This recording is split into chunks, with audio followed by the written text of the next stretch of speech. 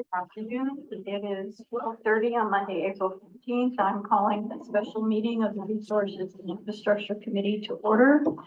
We are going to be missing two committee members today. Judy Enaday and Stephen Siebert have excused absences, but we do still have a quorum. We have committee member Mark Meeks, committee member Jim Webb, and committee member Derek Williams present. Also present, we have quite a few staff members. We have Denise Fritz, our administrative department manager / finance manager, our confidential administrative assistant, Haley Dotson, our fire chief, Michael Berkey. We have our utilities department manager, Jim Green. We have our water department supervisor, Cody Meeks. We have our project manager, Tristan Reaper, and did someone else come in? And we have our facilities and resources manager, David Aguirre, present. I believe that's everybody. And on Zoom, we have Director Scott and a finance committee member, Keith Heinrichsen. I don't have a chair report. We just had a meeting last week.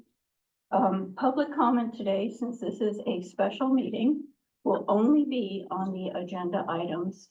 We'll have an introduction of the agenda items first and a little bit of discussion, and then I'll take public comment on the item we are discussing.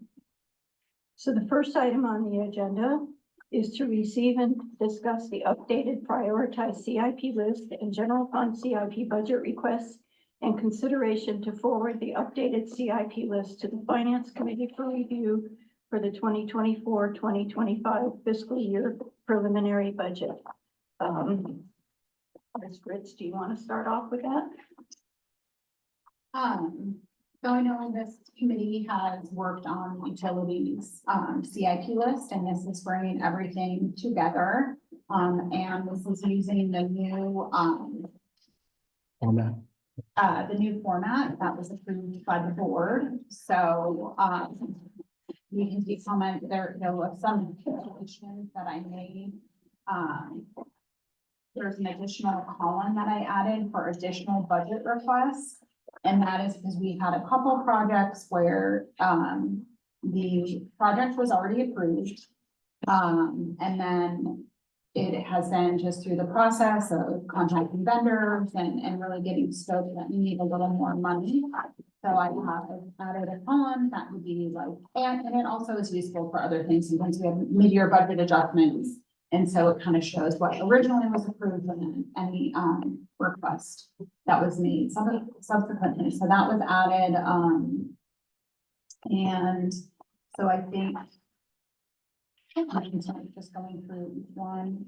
So the way that it is, the B indicates those projects that have been budgeted. So they were budgeted in prior fiscal years or the current fiscal year that we're in, 23-24.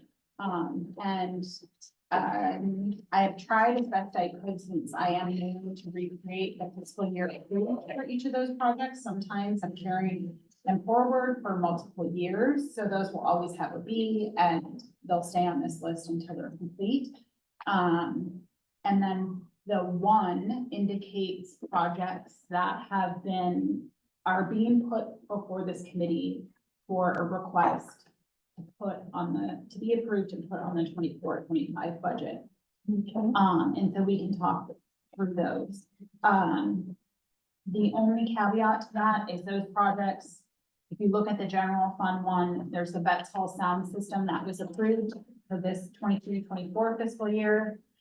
It is a B, but I have a bolded $30,000 request in the additional budget request. That is a request that is going to be put before the board to be added to the budget. It's kind of the best way I could think of to add those requests in. So we can discuss that too, if that is like, looks okay to you all. So anything with a 1, I have bolded, and those are things that we're discussing. Any other, the 2 and the 3 and the 4s are different projects that we've earmarked that need to be done, and for whatever reason, whether it's funding or just not a priority right now or other things, we've indicated there's 2 or 3. I know we've talked about talking about, the definitions of what 1, 2, and 3 mean. So we can go over that today too. Okay, did you want to add something? I guess I just wanted to add we kind of stated this, last week in R&I, but I just don't say, like, the capital improvement projects, are organized based on 3 structural elements: safety, regulatory compliance, that's health and community safety, and then urgency or outstanding improvements, to our assets in their current condition. Okay, and then last week we did talk about the B 1, 2, 3. And the one, when we talked about it last week, was requested to be budgeted, which is what you're talking about today. The 2 was the next important project on the list. The 3 was not quite as urgent, but what needed to be fit into the budget at some point. So what would our definition of 4 be? I can get rid of 4 and we can just do 1, 2, 3 if you like. I think that was just left over from the previous CIP list had 1, 2, 3, 4. So you want to move 4 up to 3? Yes. Okay, Future fiscal year planning, not next year. right. Next fiscal year. Okay, now,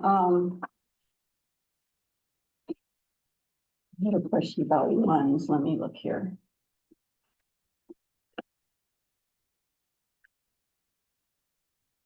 Okay, so if it's a 1 now and it's requested to be budgeted, and it does become budgeted, does it change number, or just the things that didn't manage to get budgeted remain a 1? I mean, how are we going to deal with the fact that this is a list to look at towards the preliminary next fiscal year budget? So, I mean, whatever moves forward in this committee, I will include in the preliminary budget with a 1 still Okay. until the board actually approves it to go through the preliminary budget process. Then I will actually budget it in our budget for 24, 25, and then those would change to a B. Okay, but there will still be some 1s remaining.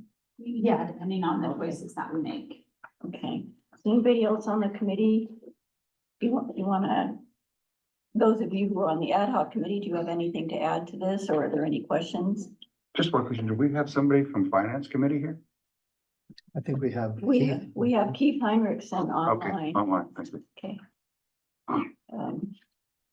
Mr. Heinrichsen, did you have a question? You raise your hand if you do. No? I don't see a hand raised. Can I have some questions just for clarity? Here, so everything would be, all those are already encumbered funds, is that right? Correct. So I was a little surprised, and maybe this isn't a question for you, as maybe it is for Mr. Green. I was a little surprised that all the wastewater, there were no 1s on the wastewater, only the ECM information. Looking back at my notes from our earlier discussions, I had put some things down as potential 1s. Did we reclassify those things, like some of the clarifier work? And I think that what we did internally, that's finance and the superintendent's working Yeah. together. We have quite a few big projects going on next year. yes, So it was our intent to kind of control the budget and get through those projects first. sure. We know that not necessarily the cream rises to the top, but the emergencies tend to rise. So we want to stay somewhat flexible in that budget for those that kind of arise during the fiscal year. So for wastewater specifically, because they have such a huge renovation going on, Right. that we kind of bump those. We're looking for the next fiscal year cycle on that. Just because the wish list that got on there was too great for what the budget could encumber.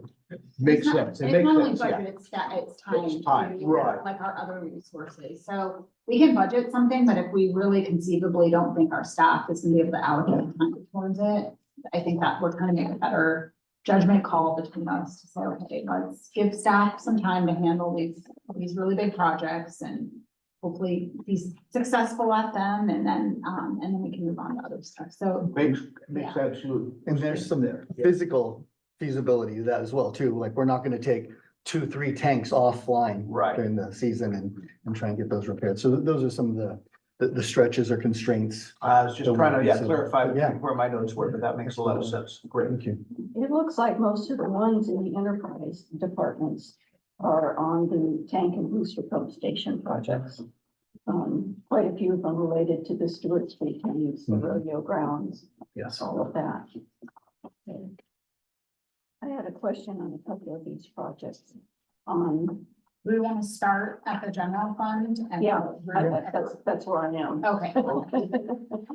Okay, yeah, the general fund has a bunch of ones. Okay, I'm getting the impression that the enterprise funds, were ranked based on already what fit in the budget, already these, is that what you did? Correct. Okay, That so, was our attempt. We'll see how it pencils out here. okay, there are quite a few ones in F and R. I had a question about Vets Hall electrical emergency. Is that a generator?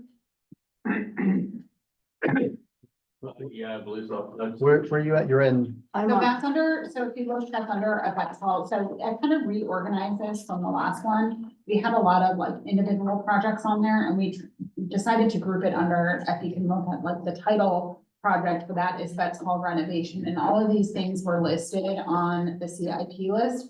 Obviously, if we're truly gonna sit down and do a Vets Hall renovation, we have to have someone come in and assess the building for us and everything, but those were the things, and yes, I think the electrical emergency was a generator. okay. that's 80 grand. That's about what a generator Yeah, is. so That's what I- those, all of those things in there were listed as things that we needed to renovate the vet hall. As you can see, it's listed as a 3. That's all of that, because we need, there would be things added to that list if we're truly gonna sit down and plan a renovation, I think. Okay. So, Okay, there's, so you have subheadings like the Vets Hall renovation. correct. Is there a way, I mean, we've got the big yellow band for the title of the department, but when you have a subcategory like that, is there a way to make that line that's like says Vets Hall renovation stand out a little bit more, like maybe put it in bold? And I see the same thing in the fire department. We have fire department projects, but then down there, we have a subcategory that says the fire station improvements. And when you if you don't know what you're looking at, someone who just was looking at this thinks that you just forgot to put in what the project estimate ranking is. Maybe it would be helpful that it's delineated as a separate section under that department, Subheading. like maybe just bold lettering or something. Yeah, or I could do a different color. Or, line. or a different color line.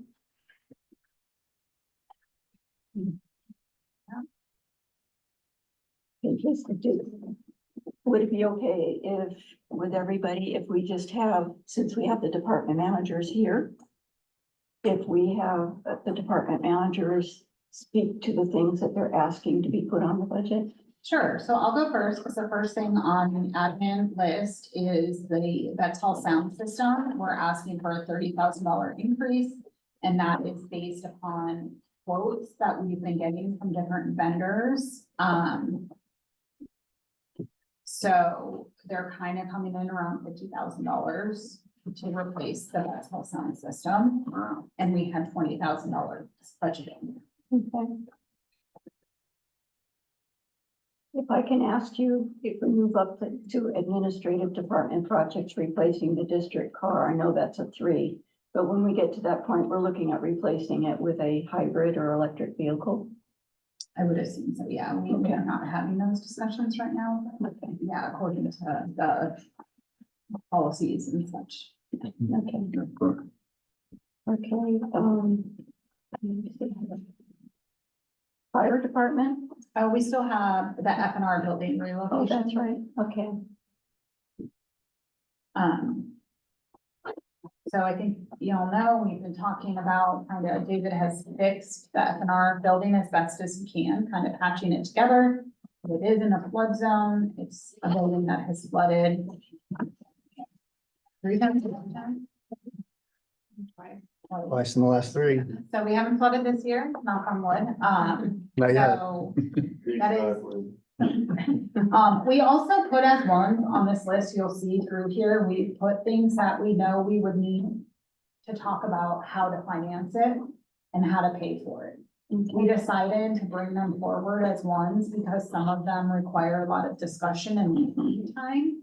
And you'll see that as we get down to the fire department, Chief Berkey can speak about that, but I would say that these are one of those things, it's not like we're shovel ready to move, the F&R building, but I think we're putting it on there as something that we need to talk about, whether it's financing or something else. We are, as a management team, exploring different ways of financing. The utility manager brought forward someone who specializes in working with districts and ways that we can like pull projects together and get financing. So we're, you know, already kind of doing some groundwork to look at things like that. But so the F&R building relocation would be one of those things, right? We'd have to have a lot more discussion on what it means.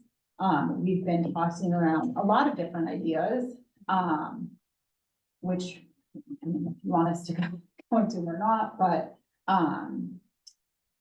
yes, so that is one that we're putting on as one, and we've earmarked $500,000 for it. And again, that is just us somewhat estimating how the real project plan. Question, where did this $500,000 figure come from? Well, one of the plans that we've been discussing with the facilities and resource manager is, moving the building up close to the Out of the Park- plan. parking lot by the dog park. And so those are some estimates, with him doing some just preliminary with, having that be a, what are they called? Just a high level preliminary budget. The building, the type of building we would be getting, Modular. a modular. Oh, I see. Yeah, so that's him, you know, estimating like for a modular. Is that what we would actually do? We've been tossing around some other ideas, so I'm not sure, but that's where that number comes from. Okay, So that cost is just, we're putting it in this budget just to encumber the money now. I mean, if we're talking about planning and financing, that's no fun, I know it'd be fascinating to have $500,000 worth of financing, but that's not what we're planning on doing this year. That $500,000 is just gonna be encumbered. Correct, Got it. yeah. Okay. I guess for like potential initial use. Right. Anytime you move buildings or anything that, you're gonna obviously need, we know you need permitting, Right. geo, engineering, designing, Sure. 35%, 65 if we have soft to. costs could be 30-40%. But this 500,000 is going to go out over many years, I imagine. Is that right? Or a few years, couple years? Well, that's what we need to develop That's what you need to collaboratively. decide. We need Right. to move admin. Obviously, we need to move F&R. That my Right. whole booster station that water has there at rodeo grounds, that needs to get out of the floodplain. Right. So there's a couple different, converging departments, I think, that we need to consider. And so that's just what we're trying We to have come up. some needs that, yeah, are standing across departments and we've Mhm. allocated different amounts in each of them. And, I feel, again, I haven't been here that long, but I feel like this is a little maybe different than we've done CIP. It is some of these projects are more long range projects, but also ones we want to identify as a one. And start funding now. Right. That's what I was thinking, yeah. Yeah. But this isn't necessarily saying I'm gonna take 500,000 of reserves and put it out. Like, I think we need to start having those discussions and saying, okay, this is a priority. We're gonna talk about either financing or funding from reserves, or what would be the best way with the F&R building relocation and like the admin office relocation. We're talking about like finding a site where we could put all of us in, in a site. And, so, yeah. One more question. Were there any funds that the city received, not the city, but the CCSD received, either from insurance from the flood or from the state and or FEMA? Were there any FEMA funds that were recovered on this? We have not received any FEMA funds from this past, 2023 storm, yeah. the 2023 storm. We have not received any funds yet. I am continuing to work with FEMA it's a lot of hoops to jump through. And right now, all we're looking at is really money for like repairing the roads. The FNR building has been really difficult. Cause to get funds to move it I don't know if that's gonna be a possibility. And we have not actually received a check for anything.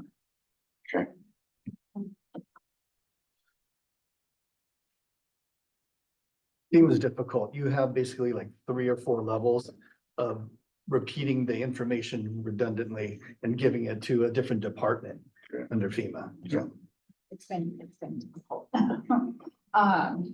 So, and then the admin office relocation is something that we've been talking about. I don't know how many of you come by the admin office, but we, pay about $3,500 and $4,000 a month to rent that space.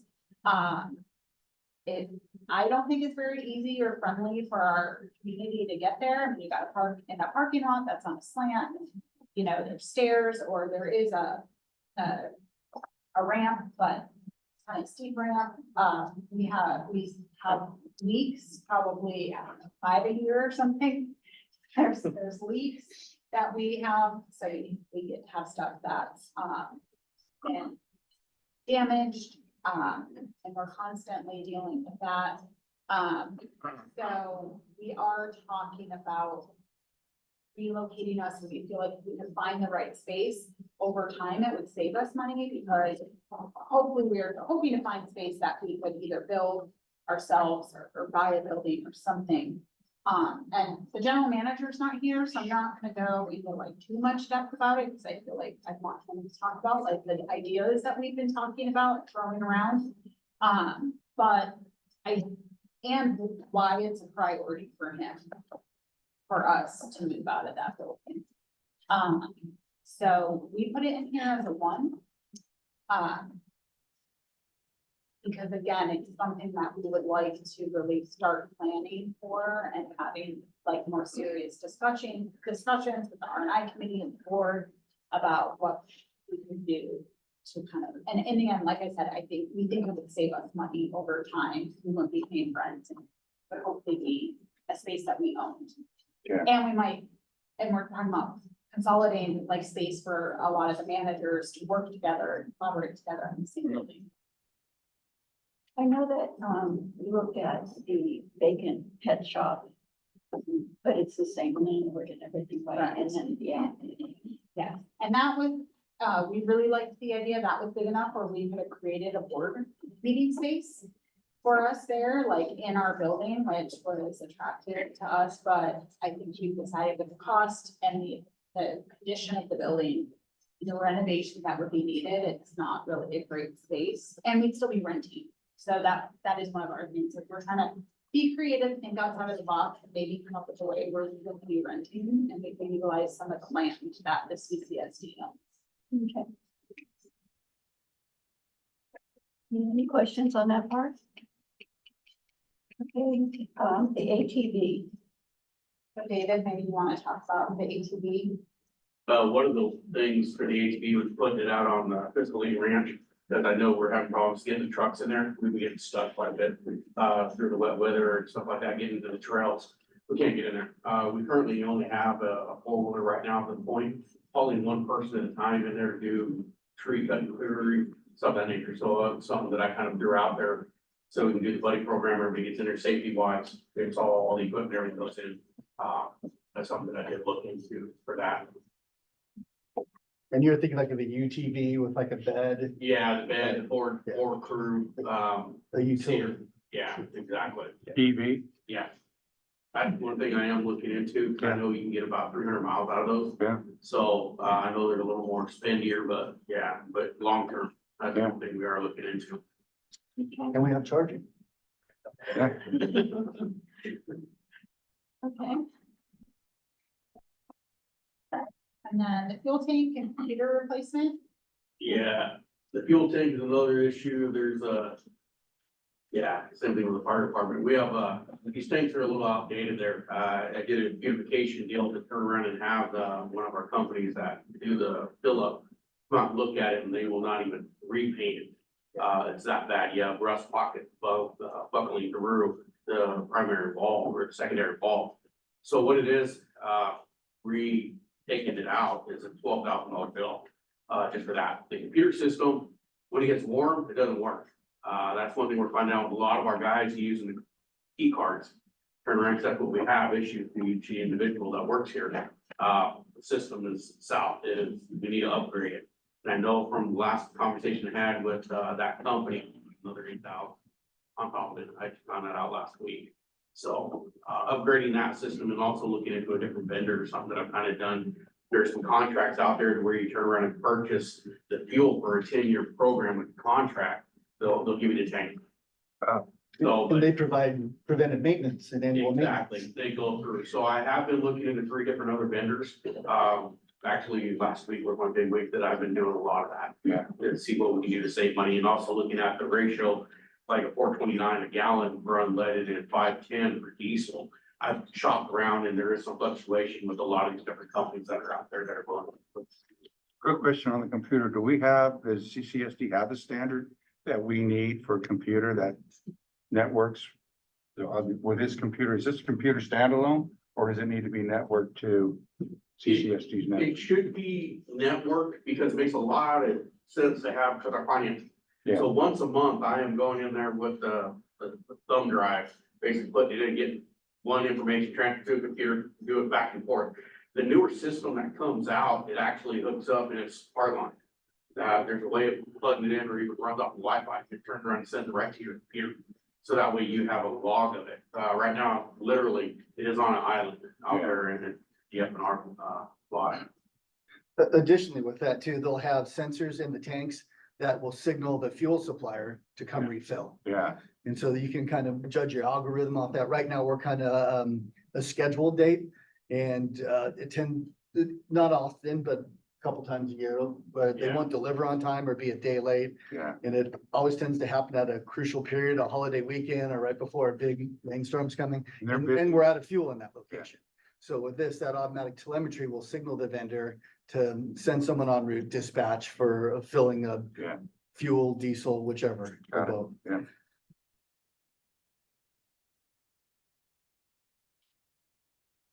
Okay, any more questions on that one?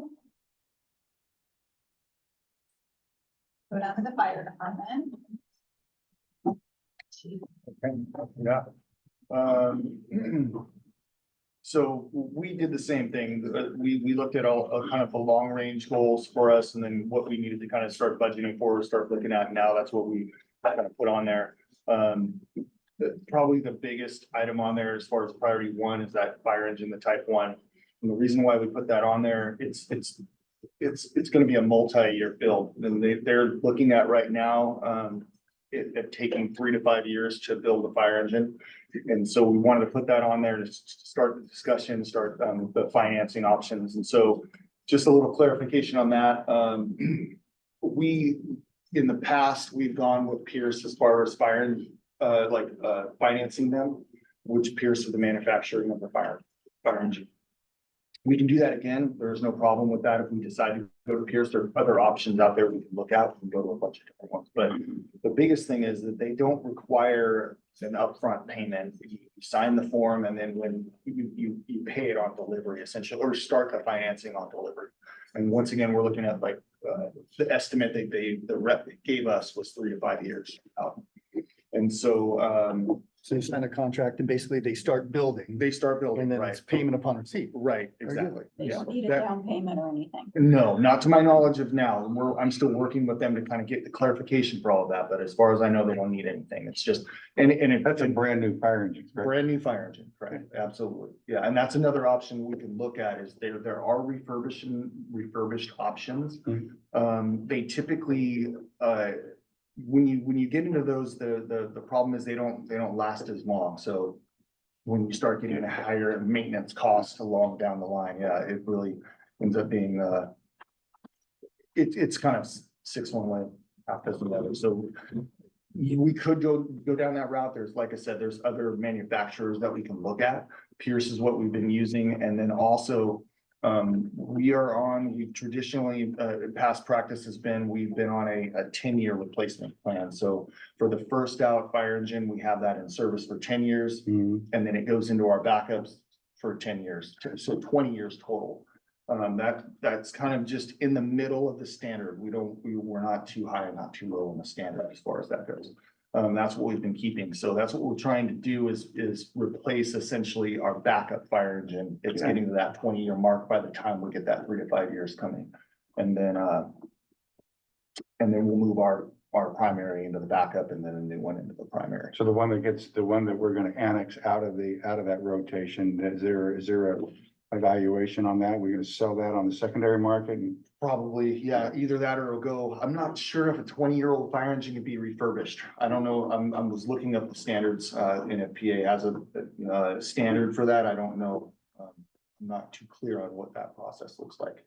Most of the time, if they're 20+ years old, they get donated Yeah. to a college or Didn't something. we donate one several years ago? Yeah, that one was really old. That was like from 97, so that one went to Mexico.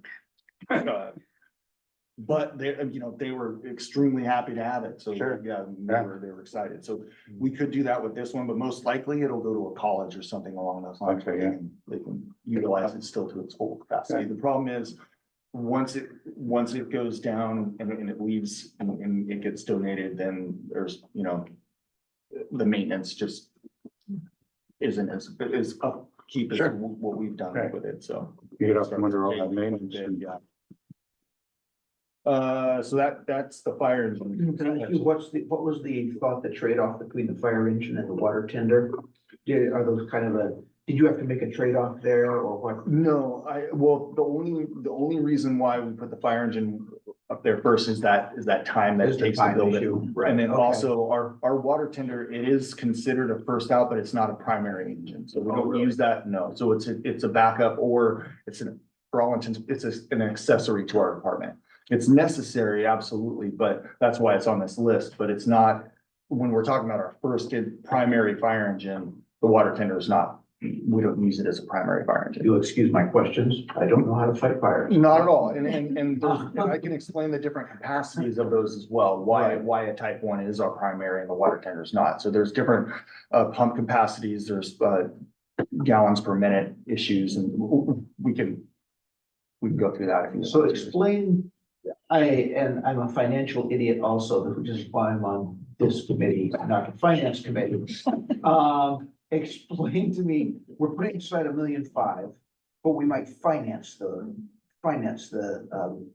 engine. That's an option. Yeah, That's so an we option. needed to put that And we on. would just put that money then aside to pay it off over time, or maybe Fritz knows. So I- how to do. I think, and this is where I think it gets a little bit tricky as Uh-huh. we are putting things as a one that would need to go before the board with more definitive decisions about, do you want to use reserve? Like, once we fully formulate a project, we'll go before the board and the finance committee and say, which option do we want to do? Do we want to finance? Do we Got it. want to use reserves? So to say, am I going to actually like withhold 1.5 million from reserves? Probably not at this point until the board makes that final decision about how they, and would I recommend it with 1.5 million?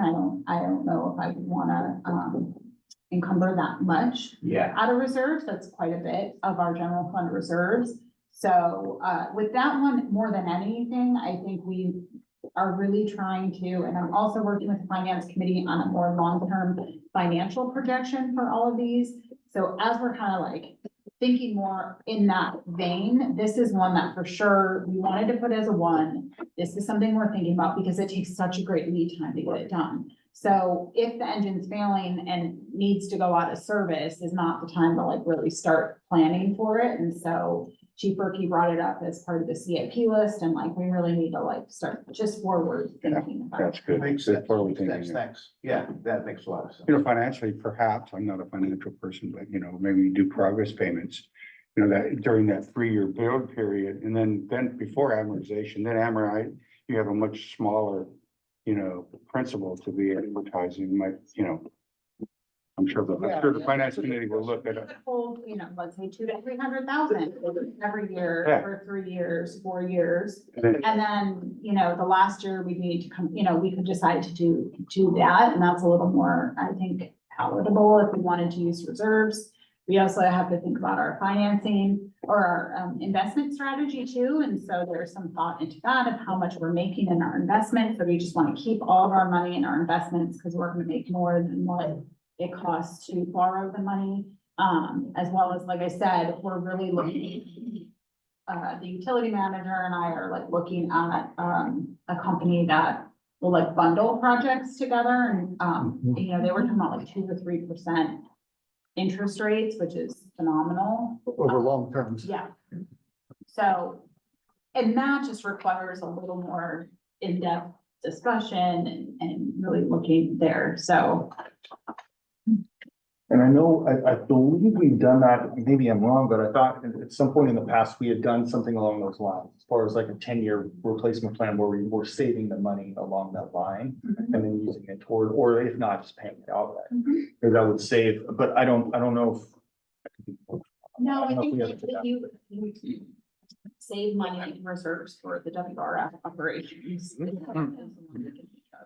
not really like for a project, but it's a reserve for when we need to operate it. I think the AMI project was kind of similar, Yeah, like that was that, similar. where we budgeted it for a couple of years and then.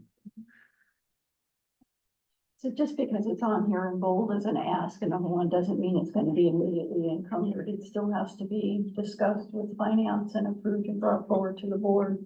Got it, okay. So it's not like everything in bold is immediately gonna be Spent. spent. That helps, okay, that helps me, yeah. I think that's a little bit different maybe than we've done, but I mean, like, for, as an example, in, the water department, you know, we've had, I'm trying to look, like, the Stewart Street tank rehab, Mhm. that has a budget of 458,000 on there, and that's been there for quite a few years, right? It hasn't been spent yet, so, but obviously we're getting some grant funding and it's just taken a while. And so it is obligated in the way of that. This is a project that we're actively working towards completion.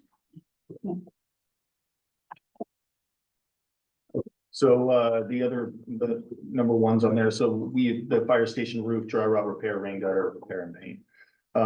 This has been, it's just a maintenance thing, and it's number one, because if it doesn't get done, it's gonna get worse and cost an extraordinarily larger amount of money.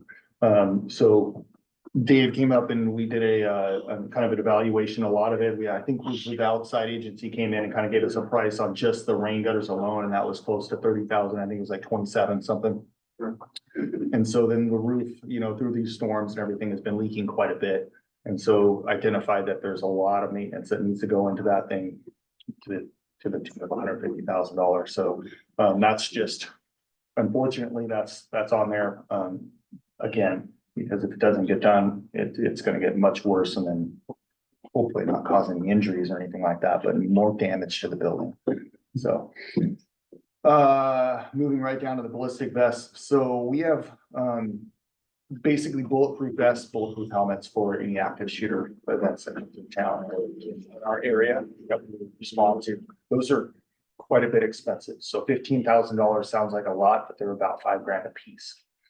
And that means 3 people on the fire engine would have protection. We're trying to work with the company to maybe cut that cost down quite a bit.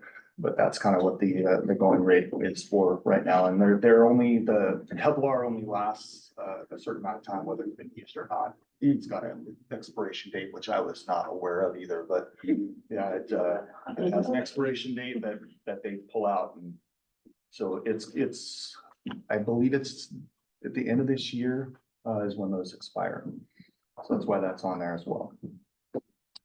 Talked about the fire engine, so the rescue boat with the rescue ski, so we have 2 rescue boats up at the fire department right now, and they've been obsolete for quite a while. and just as our function in the ocean and everything that the technology that's coming out, and then also we had a reserve program that was pretty substantial, or a volunteer program that would be able to come and help us launch those boats. We don't have that anymore. So launching it on duty with the personnel that's on duty at a time, is almost impossible. You can do it when it looks like a lake. That's not a problem, but when it's any surf, that's, most likely the instances when we would be going out to do the rescues, that would be non-manageable. So with a rescue ski, 100%, those things are used all over the world in rescues. And that's kind of the projection that we've gone with it. And the $21,000 came from, we actually kind of did a bid process with some different vendors around our area, with CAL FIRE assisting us. And they run skis. It's probably pretty much. Does that include a trailer? Includes everything. Yeah. The only thing that doesn't include is the training, because the training, some of our guys have it, some of our guys don't. So we didn't want to put that in there. This is just to outfit the vehicle and And a sled. everything. Yeah.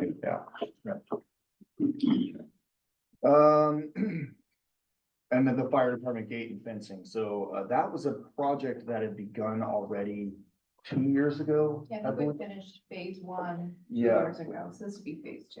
Yeah, and so, the only thing that came out of phase 1 was just the front gate, so the back and the side and everything is still wide open. And so that's just to finish up that project. And I believe that takes care of all of the bold items on there. The one thing I wanted to mention down here, it's on the second section there, it's the fire training building, it's in priority 3. That it's a priority 3 essentially because of it's quite a bit of an expenditure. And there's a lot of moving parts to that. It's probably gonna be a multi-year kind of topic. And so I wanted to get that on there because it's a huge priority for us for fire station. The training facility has been something that's been talked about for quite a while as far as a necessity, excuse me. Where do we train now? In Paso or something? We don't have a train. We don't, it's not like we're joining another. No, honestly, that's why it's on there. Oh, okay. Again, we've been able to join. Very rarely we'll get our crews over to San Luis City or sorry, Camp San Luis down at the training facility there in South County Training Facility to do some sort of live fire training or anything really, but typically we don't get our guys down there, especially since they only do it one day, so we can't get all of our crews down there. Okay. I could talk for hours of the importance of a training facility, and you know, why that's necessary. So, I mean, it's to have something here in our area, since we're most likely, you know, we're an island in this respect.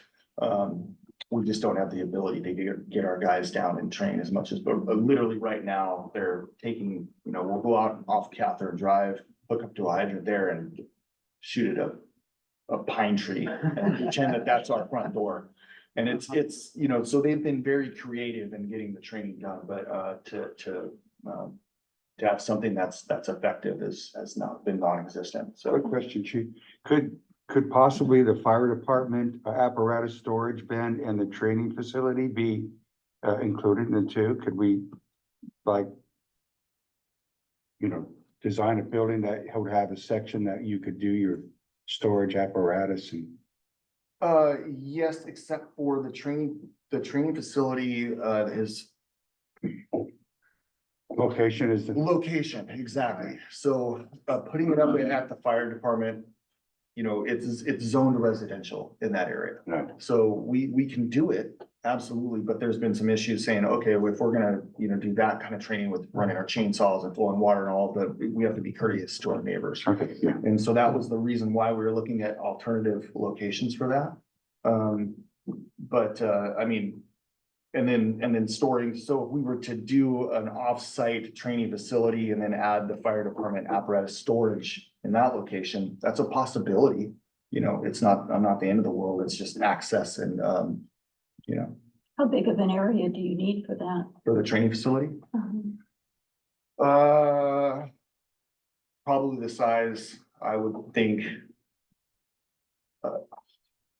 I'm not sure exactly the square footage of it. Do you know, are you familiar with that lot behind our Mhm. station? That size area, Okay, essentially. yeah, because I think back when Chief Hollingsworth was here, he was talking about possibly putting it on that lot Yes, by the fire and I station. had brought that up too, and I Yeah. still think that's an option. We just have to be very careful with our. For the storage for the storage building or for For the? both, I mean, For you can fit both in that area. Oh. Yeah, there's a quite a bit of space back there. Oh, But once again, like I said, having a two-story training facility is just an eyesore, and we have to just be, you know, aware that our neighbors are gonna be Chief, would, upset about that. I'm just throwing this out here. Sure.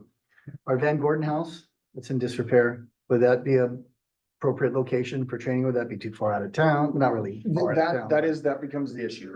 We want to make sure that if there's something that we're creating, that because it's going to be on duty crews. So we want to make sure that they can respond within the appropriate amount of time. sure. So if it's too far out, then that becomes the issue, because the timing is everything. I'm open to looking at all of them. We've talked about the San Simeon Creek Road, the water facility out there, that land. That's it. That's San Simeon Creek Road in Van Gordon. Yeah. There's an old residential house there, probably under 2,000 square feet. It needs to be removed. But that'd be a prime spot for, you know. That's absolutely, training yeah, facility. I apologize, yeah, that's. Putting some larger equipment when Yeah. they're out there. so. 100%, yeah, that's a 100% doable area, for sure. We talked about depending on, moving the F&R building, if that would be an area that we could use too, but again, that becomes kind of a public eyesore, and then if we're out there, doing what we do. In a community park. In a Yeah. And, they're not gonna care about the dogs barking anymore, I promise. But so that's on that list, and it is a priority, but like I said, it's a multi-year thing or something we need to discuss a little bit more. That's why it's a priority to me, but that's on there as well. Or maybe there could be a little bit more discussion about where the Van Gordon house is, since 100%. it is CCSD property already. Right, yep, and that's out of the public eye, that's very advantageous to us. But it's still within a reasonable response time. And it would be a Right. You didn't- disruption to the camping grounds. I don't think anything more than the aerators were there out there one time, but no, I'm not sure. I'd have to see, what is that zone commercial at all out there? We'd have to check. Yeah, we'd have to check on some zoning, if it would even be, permissible. But it'd be a good location for it.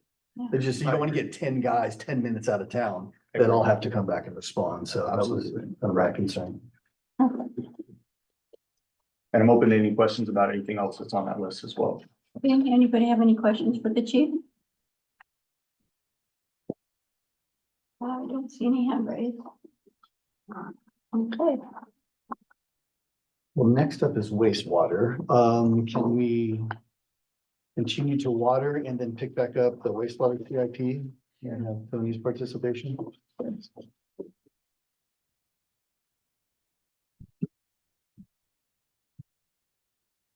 we're moving to page 9.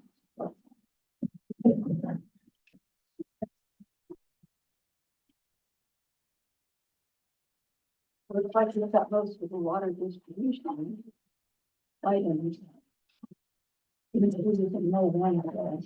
So we're gonna take those 2 number 4s, and then we're gonna take those 3s. That's the Piney Road Geo report and the Pine Knolls Iowa Court Zone 1 pipeline Yeah, extension. those are definitely 3s. Okay. Yeah, well, those are larger projects. There's not the permitting aspect of that, but the geological aspect of that. So we're probably looking north of $50,000 to probably, if you accumulate all those different areas into geo. So it's lasted the last couple of storms. That doesn't mean it's on our mind, but it's just a little further out on our wish list right now due to all the other kind of asset and condition projects that we have currently. We have an additional budget request for the lead and copper service line regulations. That's something you already brought forward to R&I. Exactly, yeah. Yeah. And I think we received board resolution on that too, Yes. several weeks ago. Okay, so, But yeah, that just kind of escalated in cost because the scope got a little bit right. bigger. Okay. But did you want to bring up anything? Take the floor. Should I just go line by line? Yeah, if you'd like to. So beginning off with, AMI, Advanced Metering Infrastructure. It's an ongoing project that we were undergoing. Recently, we purchased 1,700 units, Just over 700. yeah. registers and transmitters. That will be our first phase. Looks like, next is meter installs. We have some money budgeted for that. Next will be meter lids. I don't think it'll be $50,000 because I'm slowly chunking away, working with different, vendors, seeing what they sell, what they don't for different sizes and brands. So we're to kind of accommodate. procuring that on the internal right now. I was gonna say, now the lids are you've listed as a 2. Is that just a timing issue because we're not gonna need them until we get all the meters installed, or Yeah. what's the story on that? Okay. Yeah. Okay. Are these traffic rated or just? Majority of them don't have to be. It's basically a case by case basis. Most meters are not in driving areas, but for the few that are, we'll get traffic rated ones because they're triple the price. Yeah, Like, for example, like downtown, where you have sidewalks and you have the. that's meter what I'm boxes thinking more. In the side, yeah, we'll do something more, traffic rated there, Yeah. just because the high foot traffic. And if anybody were like a delivery truck, I saw one pull up on the curb the other day Yeah. to make its delivery. So in those few instances, yeah, we'll have some traffic rated lids. So do you want to go through all the items that are already budgeted, or do you want to do So the that, ones that and we asked? I'd like to point out to the meter that AMI, the 526.5 is already budgeted. Yeah, But then we also have gotten approval, I'm sorry, my brain is, or it's going before the board. The AMI, Yeah, because we're asking for an additional 600. So that would be an additional budget request eventually. that we need to resolution. Right? Yeah, but Yeah. I think it's in there. My brain is straight. I'm just looking at the 526.5 is already approved. Currently. We're in the works. This has already been budgeted. Obviously, we all know, talked about project for a long time. So, but you will see once that's approved by the board, if it wasn't already, and sorry, I'm just trying to blank too. No, I believe it is. I thought we approved the Yeah. 526.5 at the You board know, level. it is the 526.5. There is a current ask that, We are, I believe we got resolution on the, Yeah. on the, which is budget request. 600 Yeah. something thousand. Yeah. So that will go into the Yep. additional budget request, has already been approved. So the project in total is about 1.2-ish 2, 3. million.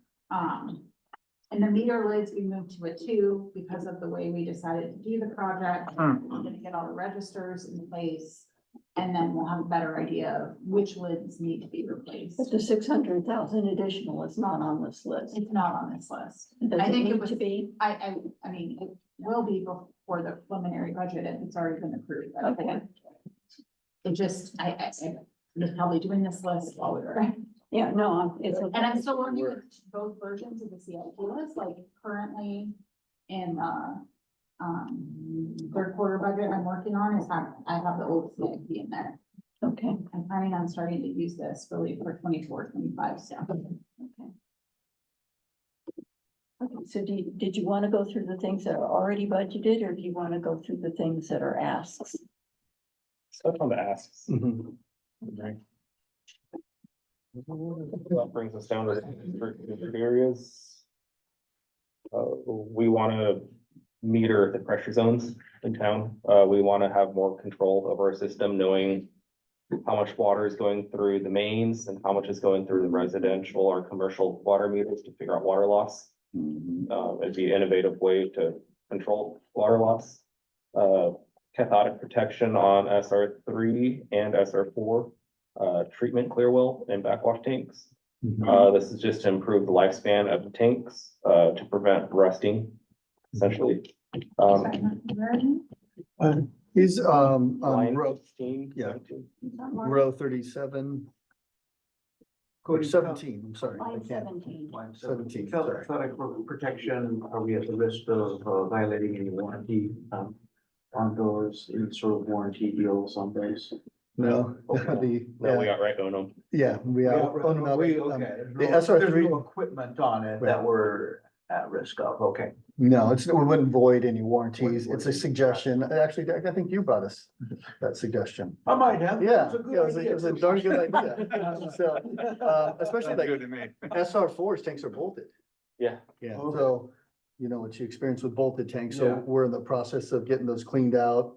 And if there's any maintenance or rehab, but going forward, we'd like to put the best foot forward and put some, CP on it, so that way we make sure that those last us another 30 years and we're not replacing those. The SR3 well, one's a welded tank in good condition. The second one has been removed and we're working with the Division of Drinking Water right now, and that's on that contact time issue. We're gonna Right. need to put in a bigger tank, a racetrack inside to provide more contact time before it hits our distribution system. So that'll be a new tank as well. So obviously, again, best foot forward. Great. Want to protect that. And so for these locations, this is Santa Rosa Creek, right? Santa Rosa 3 and There are, 4. yeah, our Santa Rosa surface water treatment wells. Right. And is that in the, like the rodeo ground area? I'm so, No, absolutely, yeah. There'll be the two at the high school and there'll be the two at the rodeo grounds location. okay. SS2, SS3, and SR4 transducers. We'd like to know static water levels, pumping water levels, look at drawdown. It essentially shows you the health of the aquifer and how well the pumps are operating too. And that'll give us full time, so that'll be incorporated into our SCADA as well. Yeah. So we'll have full-time 24-hour readings. I mean, like you stated, it'll show you the health of your pump. As your GPMs go down, you can kind of prognosticate when they're failing sooner, rather than what we had at SS3, where it just starts vibrating and getting hot and Yeah, you know, you're kind of getting to the end of your life there. So that'll just provide this full-time data. And it's also part of our reporting for the safer reports, which we have to provide static levels and drawdown levels each month oh, yeah. now, which is a new report for us for the state. You could also like monitor the electric, Your pump efficiency. pump efficiency, right? Exactly. Pump's working harder and you might have a bearing going out or something. Well site pump replacements, it's something we've been kind of incorporating throughout. One of them is SS3 that we're updating. We're currently doing SSD. Yeah, we're currently doing 3, yeah, and then moving forward, we'd like to get 2 replaced. Upgrading undersized water mains, we still have a few feet of 2-inch steel water line. Mhm, We'd like to get rid of that and make it correctly sized underground water main. mhm. Vault upgrades, we have a few vaults, lids are messed up at rodeo grounds, charring, and on Windsor. The storm messed up the one on Windsor and rodeo grounds. Yeah, those just need to be correctly covered again. Van Gordon house demolition. Jim, I don't know if you want to elaborate. Well, again, we know it's in disrepair and we're needing to do something with it. That's why I thought we're collaboratively trying to develop it for more district use or just remove it and maybe put some storage there for some of our larger equipment. Okay, well, I've heard several options for it, such as having it housing for on-call operators. That would be fantastic as well. Or having the fire department use it for practice. Right? or, you know, We could burn it several down. things like We that. could. Yeah. We can burn it down. Great, 100%. Safely burn it down. Yeah. Of course. Of course, safe. Absolutely. San Simeon Well 3 emergency power. Currently, the emergency backup generator is only plumbed into San Simeon Well 1 and Well 2. Well 1 is offline probably about 9 months out of the year due to the surface water influence of the creek and the position of the well. So we can't run that well most of the year. Well 3 would be ideal because we run it year round and it has the analytics.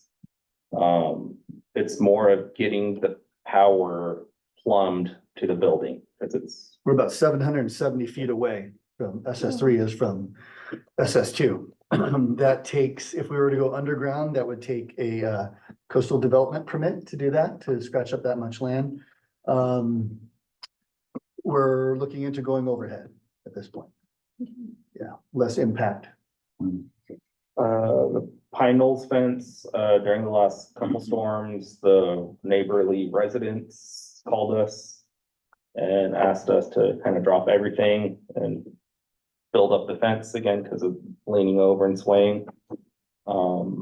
I'd like to replace it with a chain link fence so the wind won't affect it. Yeah. Pine Knoll, Ivor Zone 1 pipeline expansion. Piney Way Geo. Yeah, those are all fours. We'll make those threes, but then those are future projects, though. Moving down to line. Could I ask a couple questions about what we just went through? Sure. On the well site pump replacements and the upgrading undersized water mains, those seem to me kind of items that are ongoing things. We have them as threes. Are they more likely twos because they're sort of things we should be putting money aside for? When we have the money, what's your feeling about that? Those seem to be kind of maintenance things that would Right. be good to So stay on top of. in any other fiscal year, I think they'd be a 2 Oh, or a okay. 1, but with the projects that we have going on right now, Right? I think we've kind of bumped that back a year. Oh, okay, good, thanks. You know. I got a question. Does Pine Knolls Ivor Court Zone 1 pipeline expansion differ from just upgrading undersized water mains? Could those two be incorporated perhaps? The Ivor Court issue is more of a geotechnical issue. Some of that hill subsiding, there's some exposed wastewater lines that are there from the stormwater capture that's up there, or not stormwater, but from the wastewater that's captured up there that comes down. So that's something we need to look at and for all of the utilities and making a little bit more robust, you know, trying to eliminate future. We've managed through some good storms. It's still a priority for us. It's probably just not this year. Is that the pipeline that's exposed that you see from Highway 1? No, this What is, is that? What is the pipeline you're seeing from Highway 1 when you go from Burton towards Cambria Drive?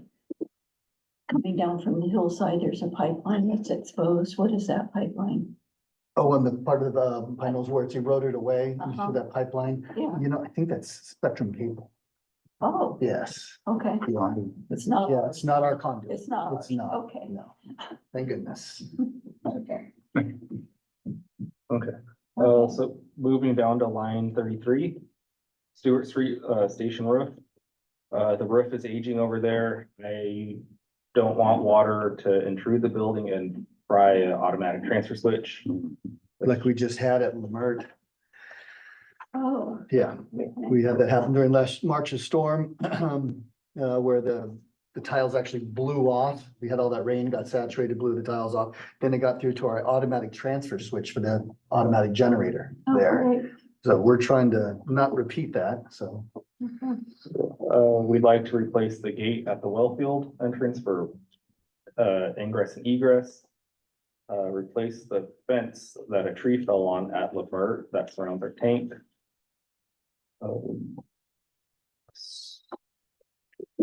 Well, that should be San Simeon well 2 pump and submersible for line 36. I was gonna ask, if you had at Stewart Street, that you had a submersible pump in it. Okay, Well, thank you. They're the same thing. Yeah. yeah, basically doing what we're doing to SS3, but for SS2. And this, of course, will be after evaluation to see how SS3 performs. Sure. If it performs just as we've envisioned it, or as it's engineered and designed, then we'll go ahead and duplicate that at San Simeon 2. SR3, we need to give it some attention to the treatment aspect. This is including pouring a concrete pad for a tank, getting a new, probably a 12,000 gallon tank with some sort of racetrack inside, some sort of baffling system, and getting it ready to run again. And then finally, a automatic transfer switch at rodeo grounds for the generator. That's a brand new ATS? Yes, currently we have a manual one. Yeah, great. It's the original. Should I keep going or just highlight the one? Yeah. Okay.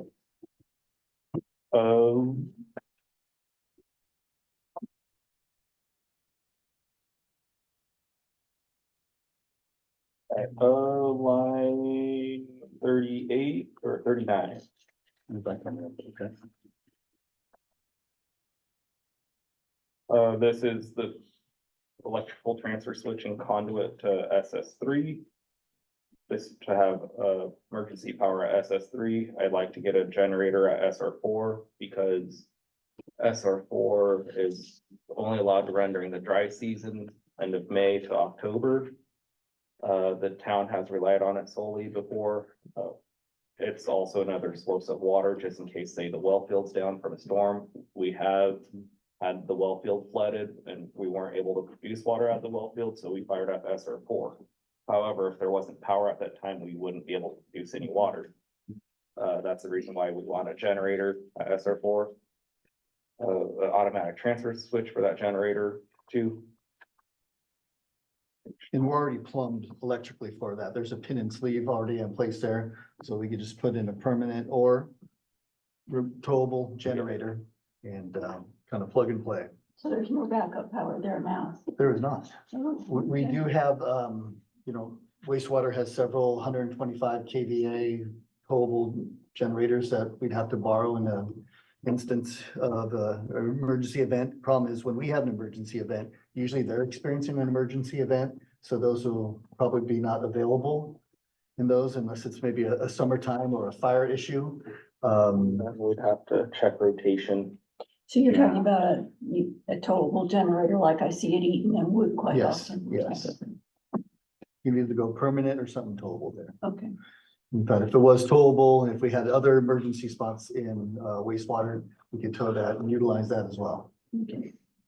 Line 42. This should be San Simeon 3 analytic off grid.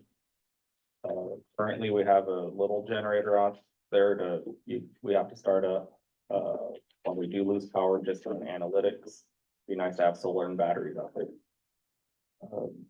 We need more storage at the yard. Just another shed. We have a little spot for it too. Moving forward, we like to have a reserve in place for a Limerick tank replacement. A third Stewart Street tank. Stewart Street and Limerick booster pump replacement, just replacing all the pumps. So when you say Limerick tank reserve, you're just talking about reserving a spot to move the tank to, or to put a new tank? Just to get just to hold funds there over the next Okay, couple of to years. Reserve the funds, Yeah. okay.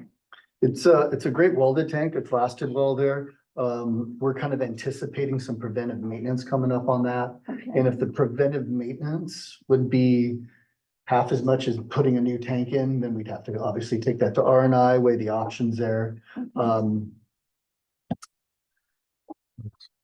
Yeah, and I know we've been talking about a third Stewart Street tank off and on onto that property that's next to where the Right. tanks are now. Right, I think with that, the reason why that's 3, we want to do a hydraulic system model update with, we'll send an RFP out to our consultants and, they can tell us with like updated fire flows. I know Chief Berkey saw reports from years ago where they wanted to flow 3,500, 5,000 gallons per minute and stuff like that and have all this other tanks in storage. So we really need to kind of evaluate fire flows updated versus, because when that was done, our annual consumption has, been cut in half. So therefore your volume kind of goes with that, but we need to kind of address both needs. And so we'd like to do some consultant work and have that evaluated. And with that, the potential to put in a third tank there if necessary. Line 47, this would just to be moving rodeo grounds. That 2.2 figure was taken from an ECM when we first initiated the SST or started into it. That's what they quoted at that time, and that was in 2020. Yeah, 2.2. So that's just kind of a placeholder. I don't think that number is actually accurate. And then again, with all the other district building moving we're doing, that could be a collaborative effort. That was a proposal we had, I got a copy of that. 5 pumps, 2 for fire flow and Yes. 2 were like redundancy. Yeah. Yeah, or 3 redundancy. Moving down to line 51, back trailer reserve, our current ditch witch factor.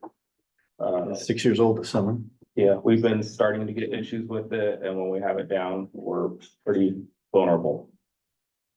What we've seen with that is your first 4 years are just golden with it, changing oil, refilling hydraulic fluid. About that 5 year and 6 year mark that we're on, some of the more expensive maintenance starts to occur. Fortunately, with these used, I can call it device, it's back trailer, kind of like the fire trucks. We can resell those at a really good market for used right now. The $25,000 you can sell it for off a new price. They go pretty quick. Yeah. So again, just that's kind of water saving grace in a lot of periods. It goes a lot quicker than buckets. Yeah. That's just to earmark money. Yeah. But, Yeah. same thing to replace our little John Deere tractor. Just have a reserve for that. We would like to get a dump trailer for hauling and storing spoils, mostly asphalt. And then a truck replacement program just for the future. Hydraulic system model update, Jim touched on that. I think that I'd like to probably change that ranking to a 2 in terms of you guys. Do we need to throw in the watershed survey? I don't know if we touched on it. But yeah, some cost for that report has increased. So So we need to add an item to the list. I think we may. You're right. Good catch, Cody. I did not see that on there. So what do a watershed survey? You have an estimate for that? Yeah, that's 30? 30. Yeah, How often do you have to do that? every 5 years.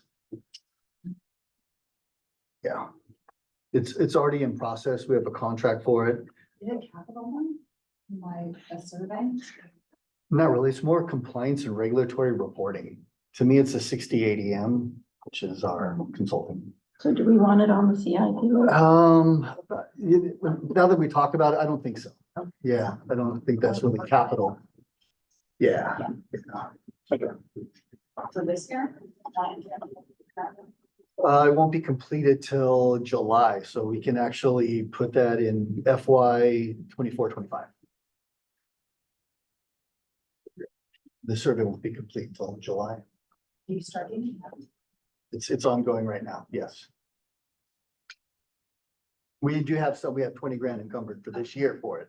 But I'm saying, but that extra, we could just Yeah. budget the extra 14 to, but 10 to 14 in the next fiscal year. Similarly, does the water master plan amendment have a requirement on it? No, There's no yeah. regulatory. I mean, there's a suggested, Got it, you yeah. should probably update it every 10 years. I think ours is well over 10 years old. Got it. So, yeah, it's time. But it's not like an urban water management. plan. No, it's Got nothing, it. yeah, compliance related to where Okay. this calendar, this drop dead date, this report is due. Got it, thanks. It's not of that nature yet. WRF. Everyone's favorite.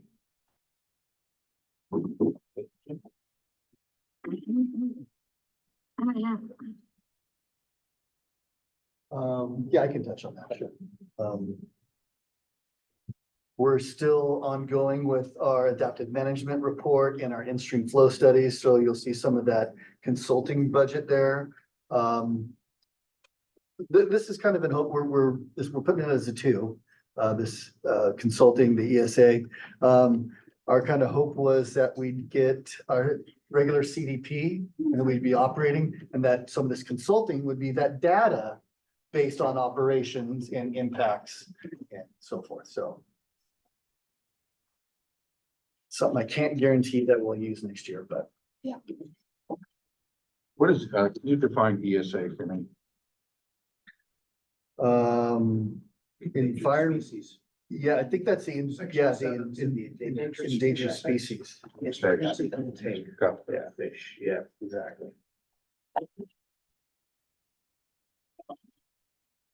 Will tell us that we're taking 2 steelhead 1 month earlier. Don't eat it. Okay. Okay, grading rock, on line 86, this is because during the storms, the road got washed out there. Would like to just get maybe some professional grading out there to really compact it down. If anybody's driven out there in the last year, you know what we're talking about. I'd like to update chemical pumps at the WRF in case we do have to run. All the current pumps out there are no longer supported by the manufacturer. They're obsolete. There's no rebuild kits. And those are integrated into the operating system. So if a pump Yeah. goes down and kind of backfires or The goes plant haywire, shuts the down. plant shuts down. So, The UV will need new bulbs and new ballasts. which some of this is kind of general use and services. We could argue whether it's an actual CIP, if it's kind of It's kind of a digestible, big usable. dollar, they're big dollar. They're amounts. big dollars, and that's why we put it on here, because it's kind of, like, Well, yeah, it's a light- You see, there's a lot of light bulbs in there. gets you really tan. Yeah. You won't have any bacteria. You'll be clean. You won't have bacteria, bacteria free. You know, you could consider a maintenance item, but when you look at that amount of money. And that's kind of what we want to put put up there. Programmed into. Exactly, but again, this is all in the name of transparency, so Yeah. you don't see an $80,000 bill in sales and services. Oh, there's grading the WRF road. Well, the other one was actually more for the brine tank secondary containment, which again, if we're on the ZLD project, we won't need that brine tank and storage. We can use what we have, and the secondary containment that we have on site will be adequate, barring any new permitting or regulatory rules. So, yeah. Membrane and filter replacement program. So we need to, so we know from experience now, from trial and error, that the membrane and the filters and the media that are in the ROs especially are good for about 5 years, whether you use them or not. And we're doing our due diligence to keep them wetted, to preserve them and to keep them, biologically free of any growth. But that was kind of done before I got here all those years ago. And when I arrived, they had already had biological growth in them at year 5. So we're doing everything we can to kind of push that off. But this is just something, again, you kind of want it built in. It's very spendy. So to replace all the RO filters, I think we got a great deal on those. And then it was now 3 years ago. Yeah. It's been We a got them while. for 80 grand. We bought those for 80 grand and immediately the COVID supply chain demand went in. They went from 80 to about 150. So they almost doubled in about 6 months after we had purchased and replaced them. So it's just something that if we are operating that we'll need to consider and will be just kind of ongoing maintenance. That and the MF trains, Right. Yeah. replace the CIP tank that leaks. Replace chemical storage tanks leaking, and then other instruments and analytics, Okay, CIP tank, clean in place. clean, like, helps to explain that. So it's not something that's a huge deal right now because there's no chemicals in there, but obviously during operations, there will be, so it's something we do prior to regular operation.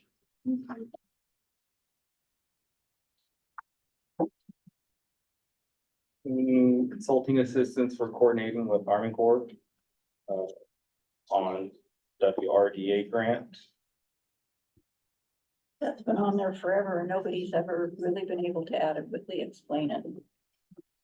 We like that as a placeholder and we're getting a really good momentum with our funding coordinator, our grant funding coordinator. So we're not sure that this will even be necessary with some of the Bureau of Reclamation grants and some of the state revolving funds that's coming around. But we just wanted to kind of leave that earmarked for there. In case, just on the general scope, like if we needed Maybe for the CDP, if, say coastal want us to do a deeper dive, we work collaboratively with ACE on that. Okay. Covers for outdoor equipment, controls,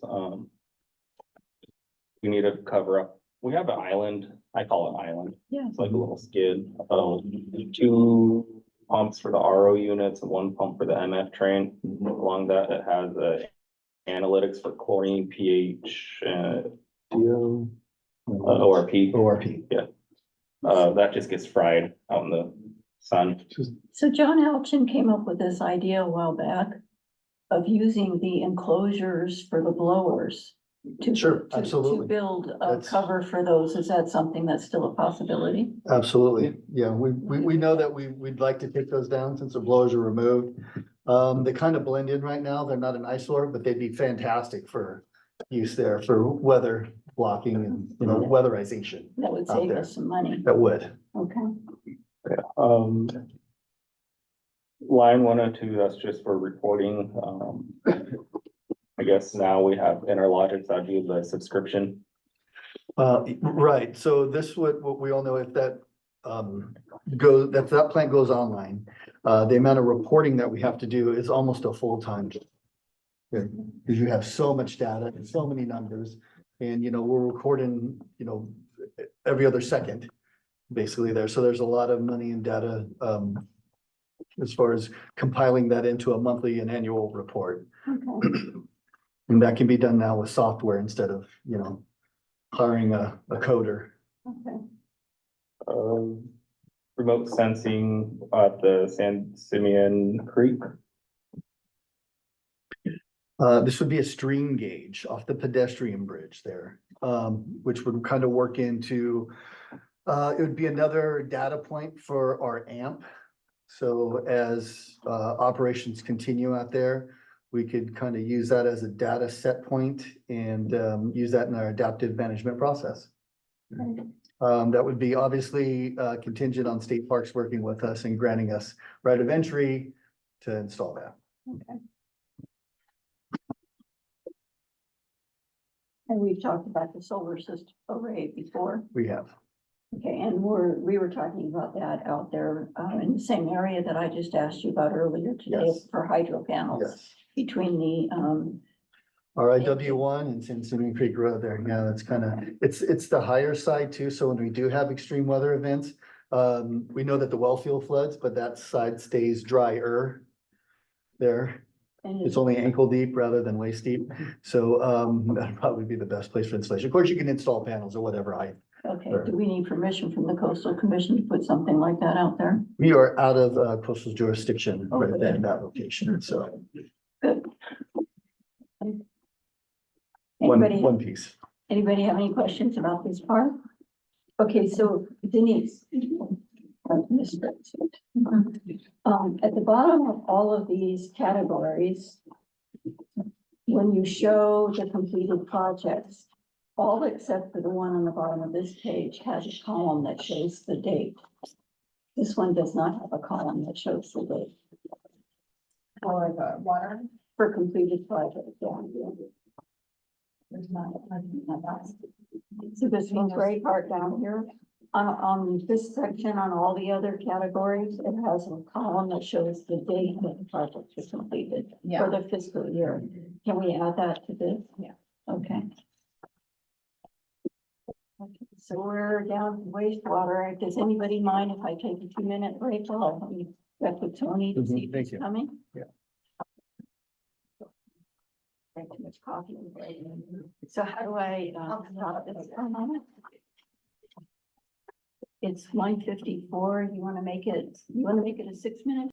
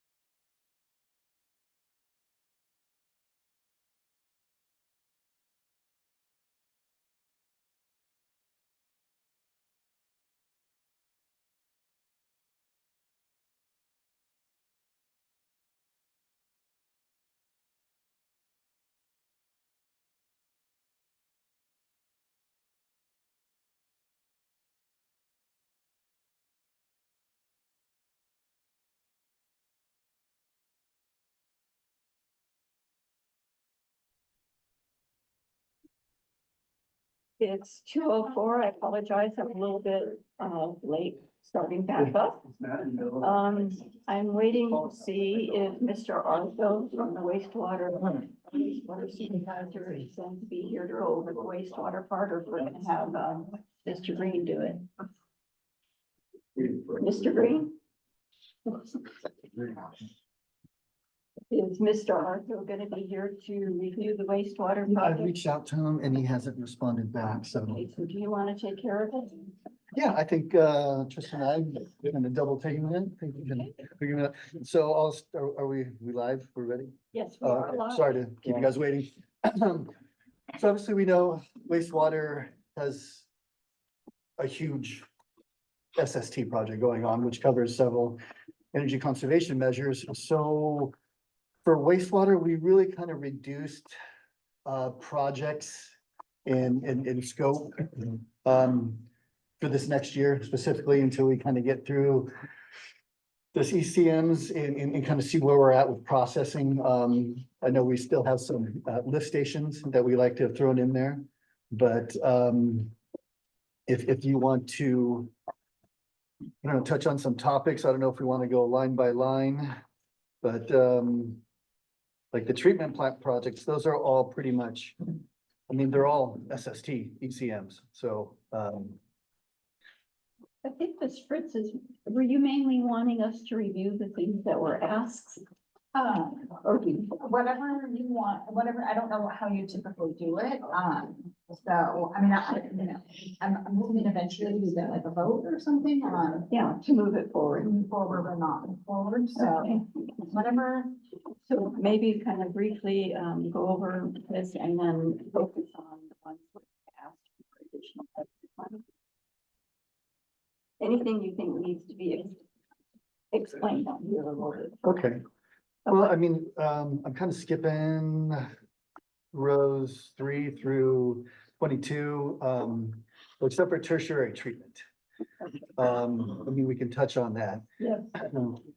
We definitely would like to get to the point someday where we our DPR, where we're using direct potable reuse. And once we're completed with the SST, the piece that we'll need is that tertiary treatment package plant. And Tristan's done some research on that and has come up with a figure. That's a this year figure. Again, we're a couple of years out from getting there, but and that's also a 3.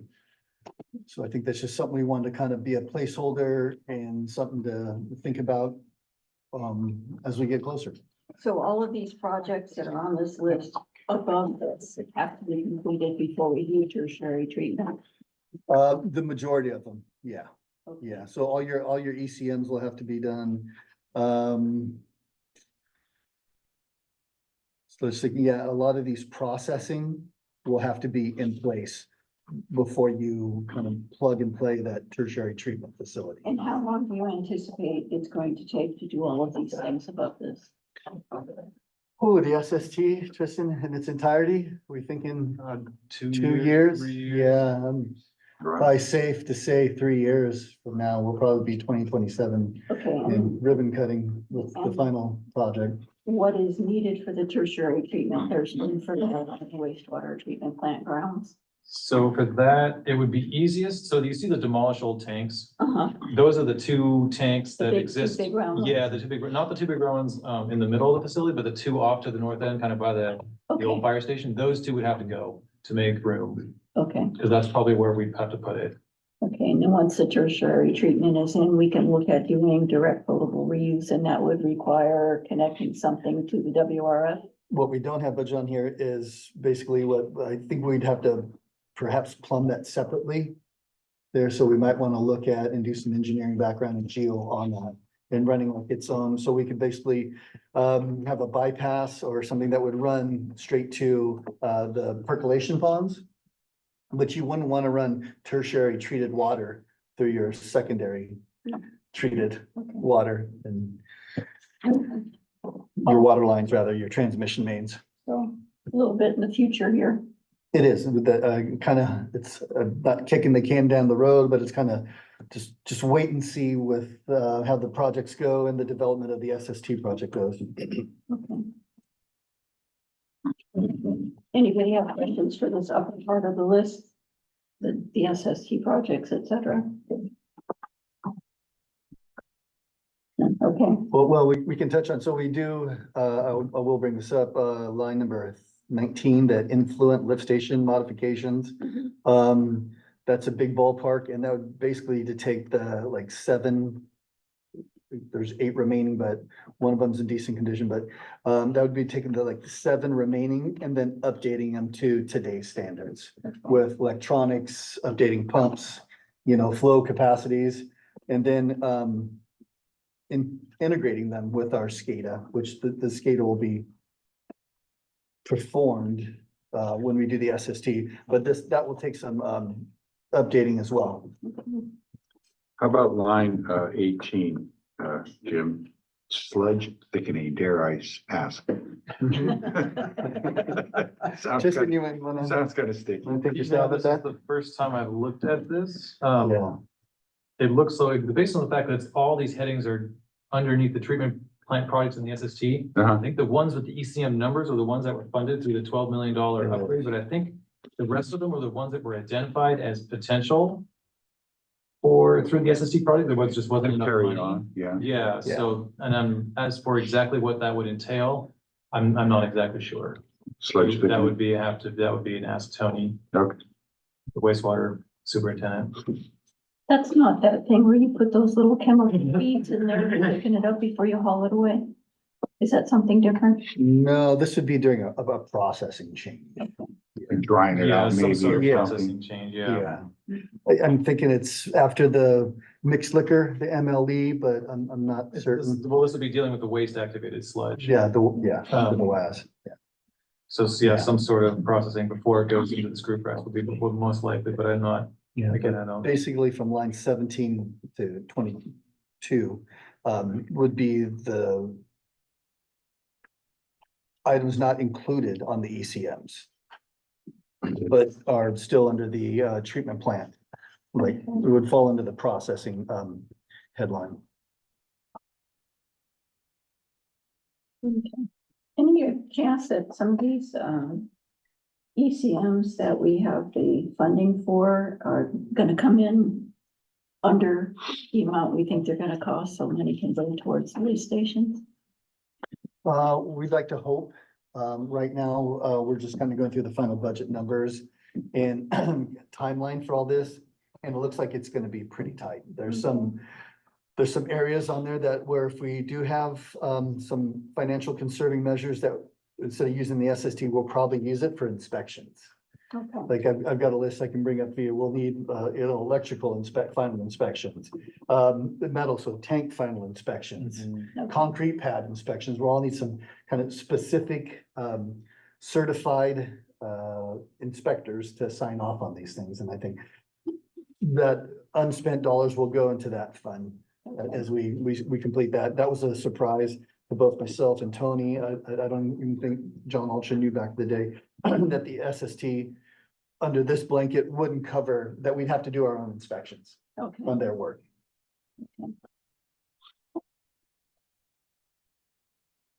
Does anybody have any other?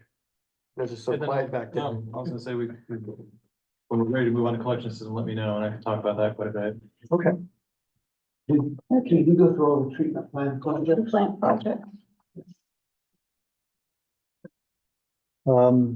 Did you want to talk about any specifically? I was gonna ask, the PFAS requirements came out just like a week ago, but I haven't really followed them.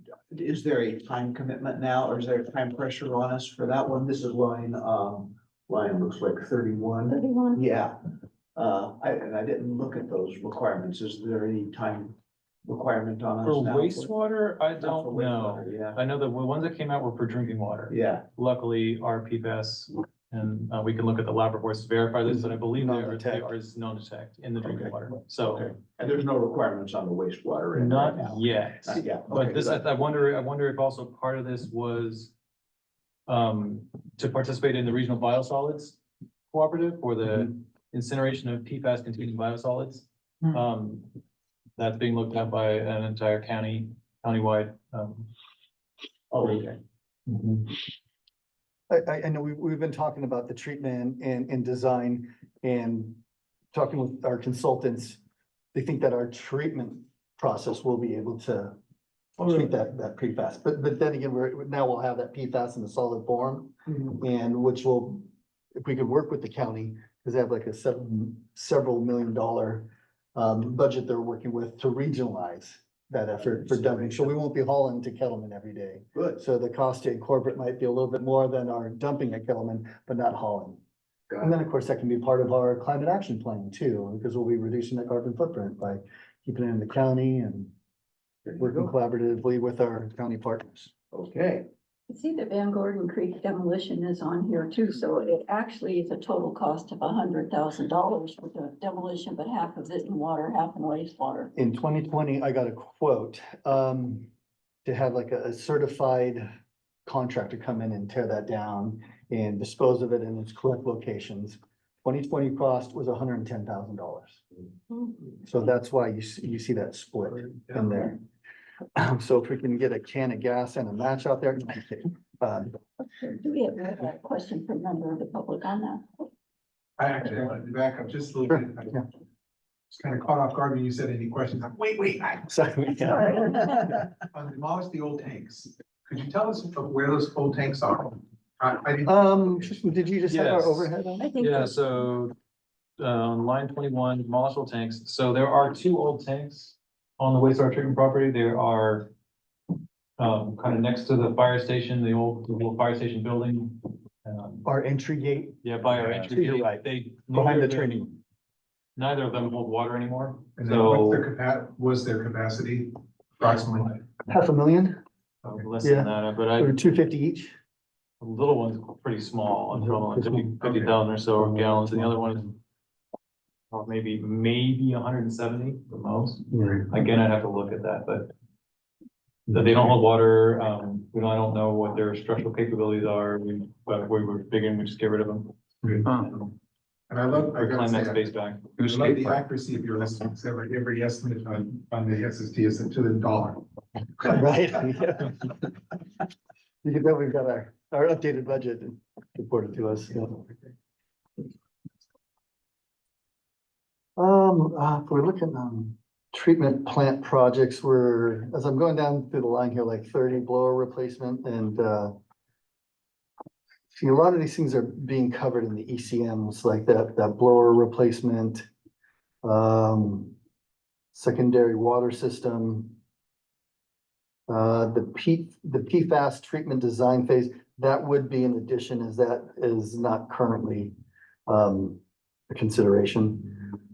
I mean, obviously, we've kind of vetted that out and realized that the amount coming in that our treatment system could process. PFAS, just quickly, what is PFAS? What is that acronym? It's Briefly. it's the forever chemical that's in Teflon. Oh, So it's in your shoes, your Oh. clothes, it's in everywhere. It's in your body right now. so you gotta extract it out of there. Yes, Yeah. yes. There's a word about the disposal of it Uh-huh. and continuing that, obviously. So that's why the regional biosolids plan here for the county was incineration. Oh, wow. Yeah. It's Yeah, toxic, It's the only huh? true way to move it. Yeah. When they say the forever chemical, they're not joking. It's very difficult to get rid of. Oh, wow. Mhm. Okay, so when you say that, you named off a couple of things that are included in the ECMs. Yeah, I'm just seeing here like the blower replacement on line 30. I believe the secondary water system has been, I feel like we were just talking about that a week or so ago with MKN. So if they're part of the ECMs, are they not included in what you have listed for the ECMs up above? Is that, They should be. That's what I'm. so do they need to be on this list? I don't think they need to be on the separate section like they're listed here. So, Yeah. so we can take those 2 things off the list, Right. lines 29 and 30? Yes, because they're already incorporated up above with ECM 4 and 5. One page it now? We're looking at lines 29 and 30. They are included in the cost of the ECMs up above. The blower replacement and those. The secondary water system and lower replacement. So that dollar amount is included in the dollar amount from above. It should be, yes. Okay. I'll have to verify, but yes.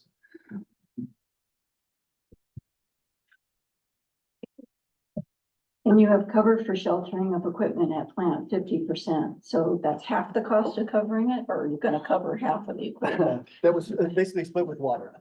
Yeah, we both got a tremendous amount of materials that are just kind of laying out in the open.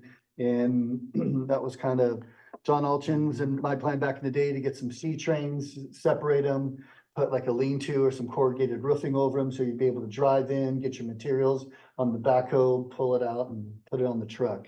And So that, we didn't start that because once we realized what sort of footprint was gonna be taken up and disturbed for the SST project, we didn't think it was a good time to go ahead and start that, so is so. the other half in the water list, and did I miss it? The other 50%? I I believe so. believe so. I don't think that I remember seeing it, but it should be in there.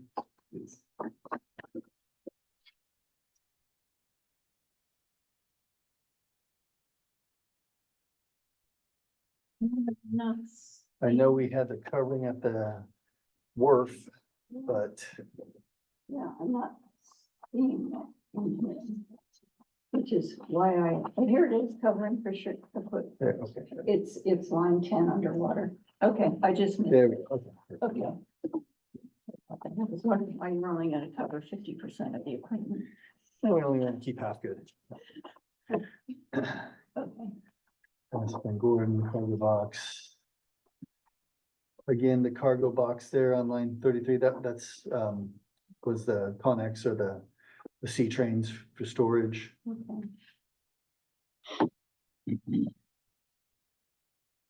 And this is why I like Tony had the redundant blower for plant. I know we're gonna have like a lead and lag or backup for the blower for the plant. I'm not sure if that, $400,000 is an addition. But I think for the future, on and above that, and It is, yes. So the main blower, the plant's main blower, we're only gonna have one of them. Of the new style. And so this was put in there with the hopes that we would budget money for a second one. So we can, swap Take them offline. every month. So we Maybe, can have one off the line for maintenance. So that way, if our main new blower goes out, we don't have to switch back to the old energy efficient blowers to be able to run until we can get that new one fixed. Mhm.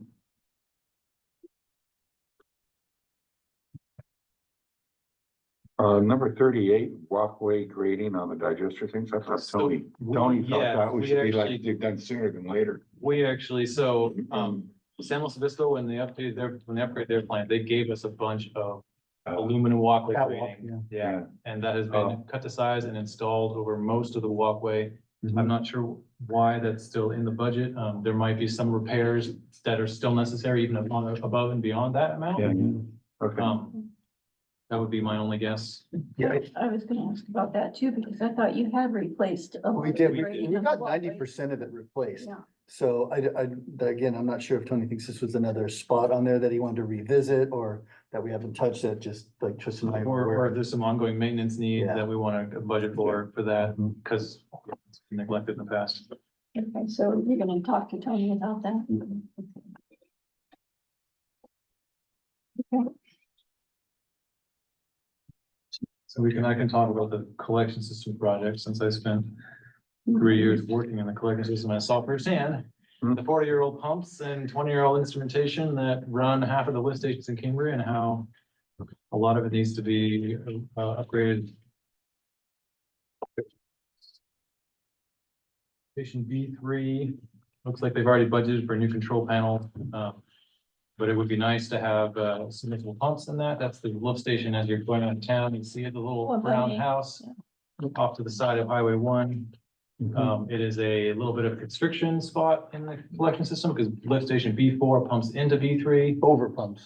Yeah, and sometimes we'll over pump into B3. B3 also has no bypass, meaning if the pumps go out, we have no way of using a portable pump to bypass sewage. So when things go out there, it just fills, which is what happened in 2021. The lift station A, that's the one down the Nottingham Drive. It's again running on 40-year-old pumps, 20-year-old instrumentation. And we'd want to bring that. It's not on SCADA right now, which is a kind of an issue considering it's the second largest lift station in Cambria and it's also right on the coast. And if it spills, it goes straight into the ocean and that's a massive violation. It's almost 2 hours. Do we need to extend the meeting? How about just 15 more minutes, because I do have a 3 o'clock with Canon. Okay, so we weren't gonna go So over we're- the EV vehicles then. I thought we would have enough time to, but. Can we postpone the EV to the next month there? Yeah. May yeah. 13th, is Yeah, that? yeah, you guys are comfortable with that? Yeah. Okay, so can we extend the meeting then to what, 3:45, 2:45? 2:45? Okay, Yeah. everybody okay with that? Sure. Okay. Okay, go ahead. Yeah, so for lift station A, it'd be nice to have new submersible pumps, new motor control center, fix the bypass piping. And add a new control panel that's out of the dry well, because the one that exists, you gotta have confined space entry to get in there. And that requires 2 people minimum. And this would also add it to SCADA, so we could view it remotely and potentially operate it remotely. Lift station A1, that one, the same thing, it is also a little bit of a weak spot. The pumps in there can keep up with demand almost all the time. There have been a couple of times where we came close to spilling there too. We just got lucky that it stopped raining the minute it did. So yeah, new pumps and bypass piping would be nice there as well. Lift station B. The generator, the generator is original equipment from 1978. It'd probably be replaced. And it'd be nice to there also put submersible pumps in, new control panel. Right now, we have the ability we could remotely monitor it, but we cannot remotely operate it. Lift station B1 is the one at Tin City. With the elevations would support a gravity line. Whether the engineering and the reality support the gravity line is another story, but I think further up in the budget was funds budgeted to study whether that was a possibility, and then this would be the budget to actually perform the work to convert that to gravity. That'd be great. Lift station's in a flood zone. It's flooded twice in the last 3 years, just like the FNR building. And Chair Dean, you asked, if we had money left over from SST, could it, go, we wanted to use some of that money that was left over for this, GEO, Correct. for that design, to see if we could get that to go hydraulic and completely remove that booster station from that flooding area. Correct. Go gravity. We would hope. It looks We like would there's some hope it's- bedrock we would have to go through. We might have to drill through some bedrock, right? That's awesome. So lift station B2, the one on the corner of Wooden, that one, like we're asking for a new control panel at grade elevation. Again, that one's also a confined space entry. And it's also not on SCADA. We have no way of knowing what's going on with it other than when it calls us when something's wrong. So it'd be nice to, again, remotely monitor and possibly even remotely operate that station as well. And lift station 8. And I don't know why lift station 4 is not on here also, but that's got the same pumps. And they are no longer supported. So we have 4, and if any of them go out. So you need We to are add down that to to the 3. list, lift station 4. And so we would like to replace the pumps and how the pumps mount in the wet well so that we could upgrade it to a newer model that is supported. And then it looks like we has to have budgeted a manhole. This is like full concrete manhole replacements. I know other cities they'll replace a couple a year. I don't think we've replaced one in quite some time. There are a couple that probably use it or at least rehabilitation. And then the same thing for some of the sewer main. We've been, spending a little bit here, a little bit there to kind of fix the problem spots, but yeah, it'd be nice to have a little bit set aside for that. That's $1 million. We got a system. And it needs maintenance. Yeah, that's about all I will. For the lift station, not lift station related. But what I've noticed that's not on here is our transmission line, or wastewater transmission line through there. It's on, uh, Is it on the? hold on a second. The The effluent line? Yeah, that will be the kind of the 50-50 water split. We know that project's gonna be around 2 million. So I just wanted to make Ended sure. up in water.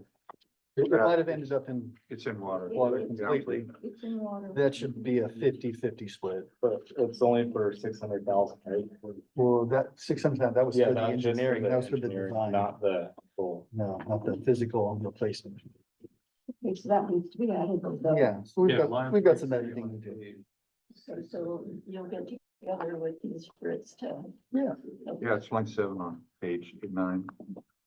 Yeah, on page 9, that's just for the plans. That's not the actual digging Yeah. of material. That was design, permitting, geo. Got it. Mhm. But you, the whole project's there, is what I'm saying. Starts at line 7.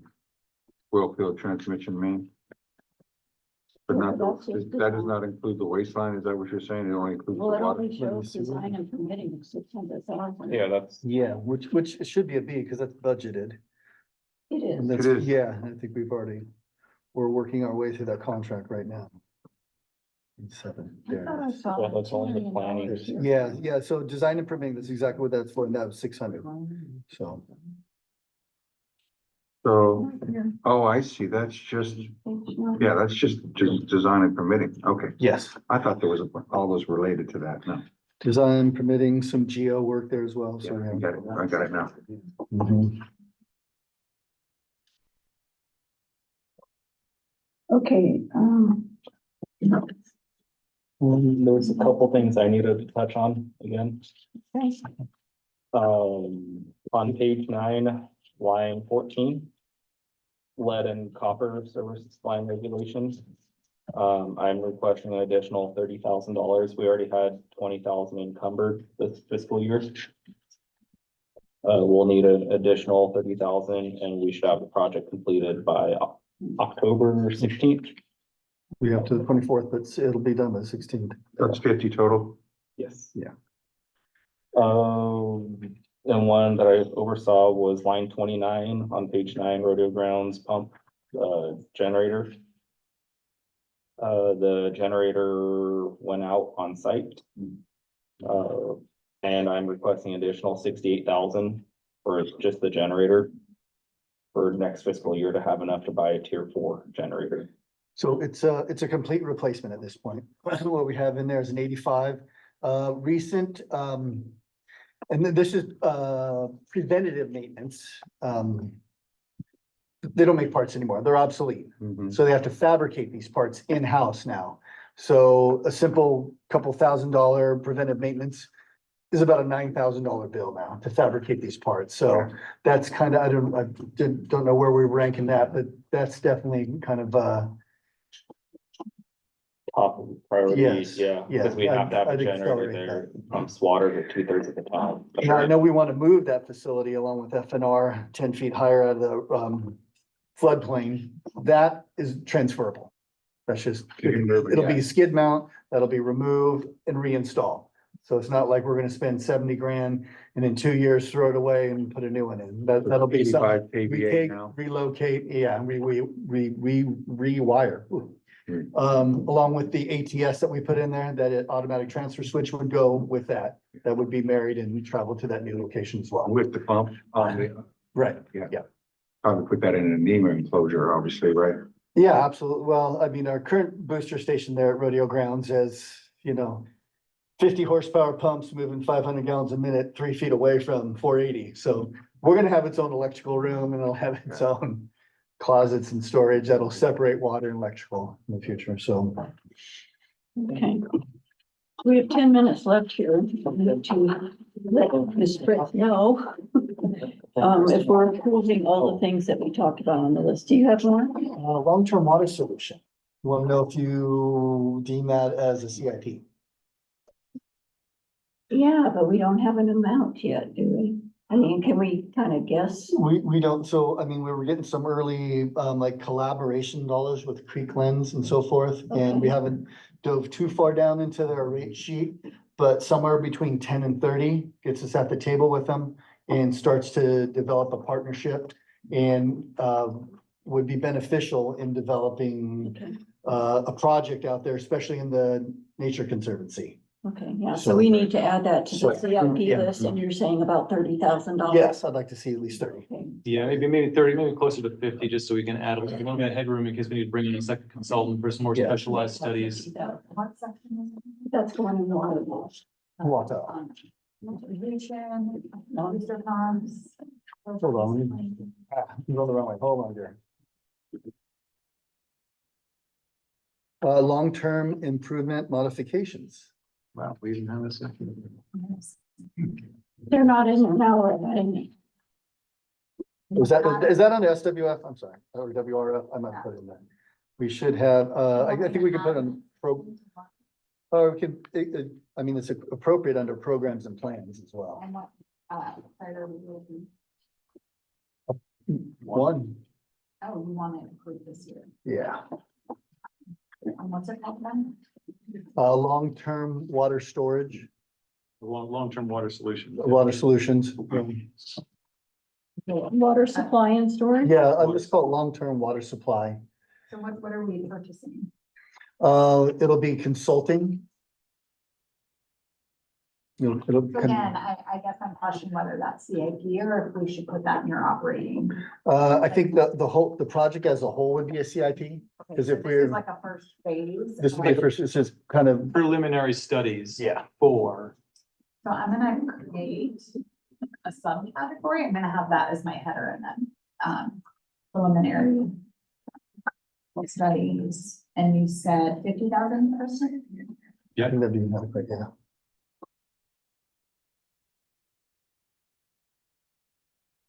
Got it.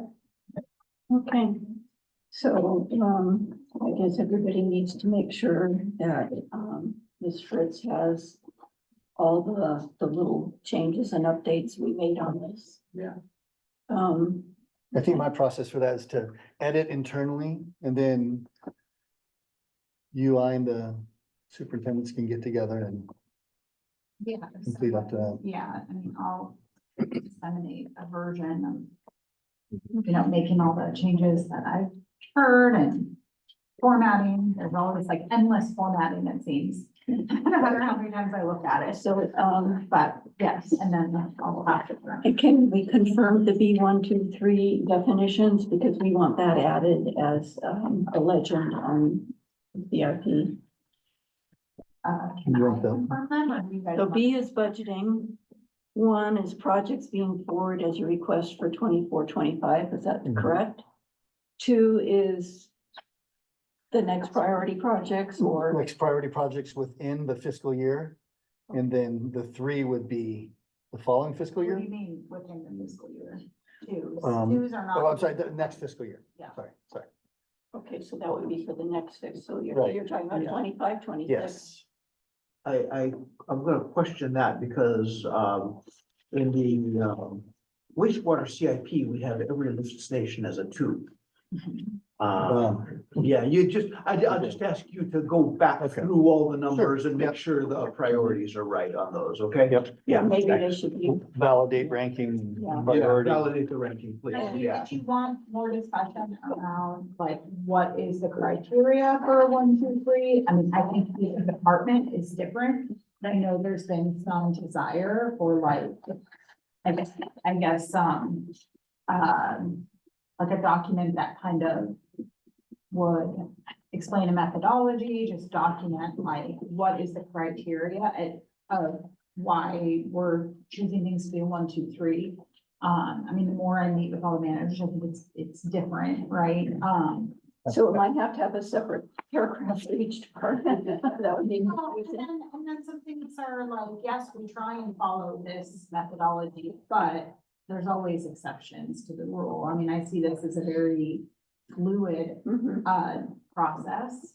And things could change, like we could have something as a 2 this year and it could jump down to a 3 just because something else rose to the top. Okay, So I think you gotta take everything with a grain of salt because, okay, so maybe the department managers can get together with you and say how they came up with those numbers.